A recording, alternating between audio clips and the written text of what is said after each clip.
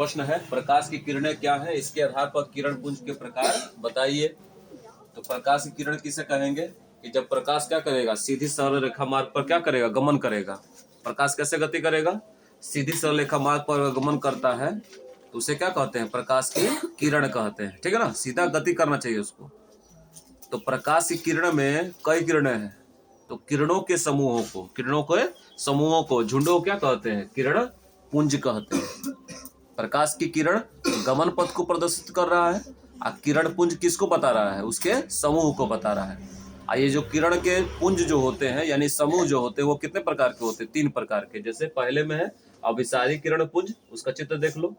दूसरा होता है अपसारी किरण पुंज, उसका भी चित्र देख लीजिए। और तीसरा होता है समांतर किरण पुंज। तो अभिसारी किरण पुंज को इंग्लिश में क्या बोलते हैं, कन्वर्जेंट बीम ऑफ लाइट। इसे डाइवर्जेंट मतलब कहीं और भटका दिया गया हो। और ये होता है पैरेलल बीम ऑफ लाइट। तो किसे कहेंगे अभिसारी किरण पुंज, तो किरणों का वह समूह जो एक ही बिंदु पर, तीर के निशान देखिए, ये तीरों तीर का निशान बता रहा है कि ये एक ही बिंदु पर आकर मिलने वाले हैं। जैसे हमने स्कूल कहा कि स्कूल पर सारे बच्चे सुबह क्या करते हैं, प्रार्थना में इकट्ठा हो रहे हैं, तो किस किरण पुंज का निर्माण कर रहे हैं, अभिसारी किरण पुंज। जब प्रार्थना पर सारे बच्चे आकर इकट्ठा हो जाएंगे, हर गांव से अलग अलग बच्चे आएंगे, हर शहर से अलग बच्चे आएंगे, तो प्रार्थना में इकट्ठा होंगे तो उसे कहेंगे अभिसारी किरण पुंज।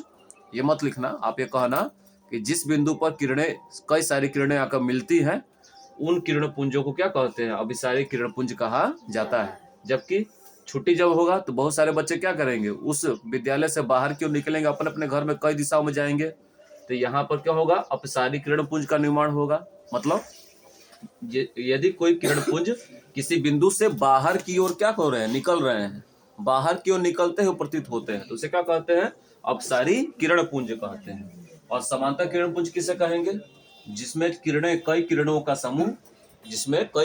समूह एक दूसरे के परस्पर क्या होता है, समांतर होता है। हमेशा इनके बीच की दूरी क्या होगी, आपस में बराबर होगी। तो ऐसी किरण पुंजों को समांतर किरण पुंज कहा जाता है। तो याद कर लीजिएगा प्रकाश की किरण क्या है और किरण पुंज कितने प्रकार के होते हैं। हाई स्कूल के लिए बहुत महत्वपूर्ण क्वेश्चन है, इसको याद कर लेंगे आपको। ठीक है।